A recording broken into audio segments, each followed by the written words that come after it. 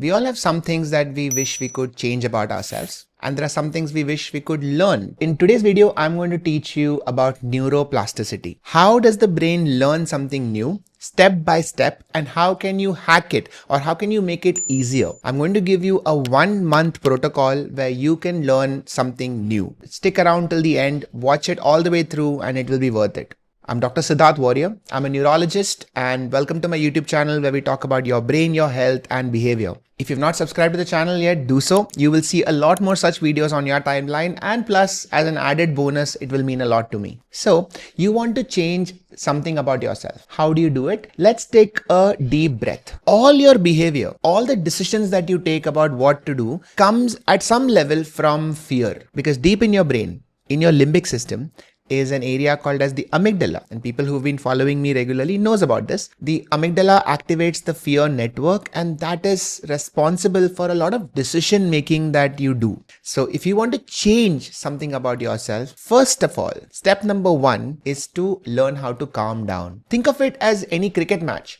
Virat Kohli doesn't just get up and go for an important match, right? Like there is some warm up, there's some preparation, there's years of training. So week 1 is about priming yourself, getting yourself ready. And the way to do this is by learning how to go from a sympathetic state to a parasympathetic state. So a sympathetic state is when your body is in fight or flight. It is constantly agitated, it is excited. So your brain is constantly shifting from one thing to another. So learning to go from a sympathetic to a parasympathetic state where you are resting, you are calm, you're not easily distracted, that would be the first step. The way to do this is through a deep breathing exercise called as resonance frequency breathing. I want you all to try this and do this every day. The format of resonance frequency breathing is that you sit comfortably in a place and you inhale for around 4 seconds and you exhale through your mouth for around 5 to 6 seconds, and you repeat this breathing pattern for around 5 minutes. There is a detailed video that I have made on how to do this, so I will link that in the description below. You can watch that later.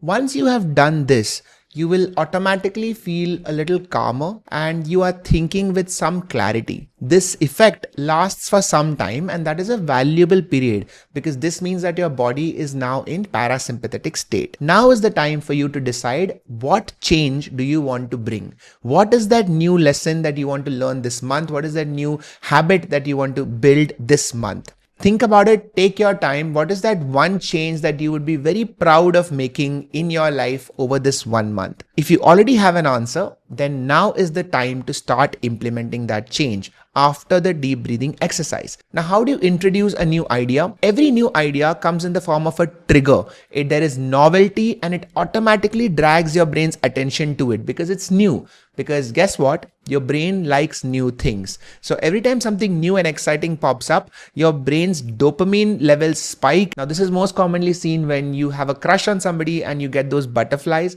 But the effect of that initial trigger only lasts for a few seconds to a few minutes. And that is not enough time for your brain to form a new connection. Because remember that when you learn something new, these are neurons that are physically forming new bonds in your brain. That takes between hours to days. So in your week 1, you have only one task, which is priming your brain. You do this by doing your resonance frequency breathing every day, and immediately following that, you do that one action that you want your brain to learn. Now we have to address what happens if motivation levels start falling, because something that is new does not remain new. So after day 2 or day 3, you might start getting bored and you might start giving it up. This is when intention setting comes into the picture. So when you find yourself struggling to get motivated to do something, this is when you say out loud or write it out, what is it that you want to do? So for example, if the habit that I want to set is to go to the gym,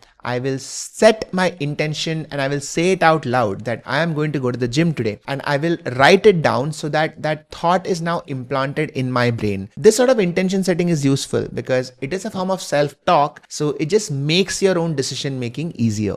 So in your week 2, this is the strategy that you'll be applying. All the things that you were doing in week 1, which is your deep breathing followed by your action. Now, assuming that you've manage to successfully go past week 1 and week 2, week 3 is where it gets really important, because now is the time to reinforce that action in your brain is by increasing the difficulty level. Now this might sound counterintuitive, because why would your brain want things to get more difficult? Isn't it difficult enough to learn an action in the first place? But that's not true. For example, if I want to learn the guitar and I've been playing guitar for 2 weeks, after the second week, I am getting a little bored. So I now need to increase the difficulty level, either learn to play it faster or learn some chords that I've never tried before for my brain to maintain that interest. And we need to understand how to keep your brain entertained so that it can learn. So increasing the difficulty level actually reinforces that habit in your brain. And now if you have managed to come up till here, you have reached week 4,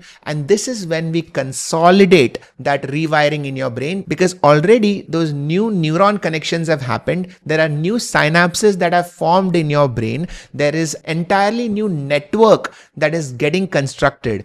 Your entire brain's working has now shifted to include this new thing that you have started doing. And that is how identities change. Because if you come back after a month and watch this video again, you'll remember that a month ago there was this whole habit that was never a part of your life, and now it is, which means that there are new networks that exist in your brain today that simply were not there a month ago.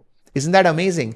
Congratulations, what you've just achieved is neuroplasticity. But how do we consolidate it? Are there more things that you can do? Thankfully, there is. The first way is to start getting feedback from others. Start sharing what you have done in the past 3 weeks to others. Let them comment, let them validate what you've done, let them give feedback, and that acts as a positive feedback loop, because we really value community. We value what other people have to say. Another way of consolidating a change and making it grow is by teaching other people. So whatever it is that you have learned in the past 3-4 weeks, start teaching others, become an ambassador for that habit, because now you will find that it is part of your identity. Because in the end, an identity change is the ultimate example of neuroplasticity. Now, there are a couple of things that I didn't mention in this video, which is the importance of diet and the importance of sleep in neuroplasticity, because both of them keep your brain healthy. But I have made entirely separate long videos on what to eat and how to sleep to keep your brain healthy. I will link those videos in the description below. Do watch them, because then you will get a complete idea on how to rewire your brain in 30 days. If you like this video, hit the like button, subscribe to the channel. I mean it, and I will see you in the next one. Bye everyone, take care.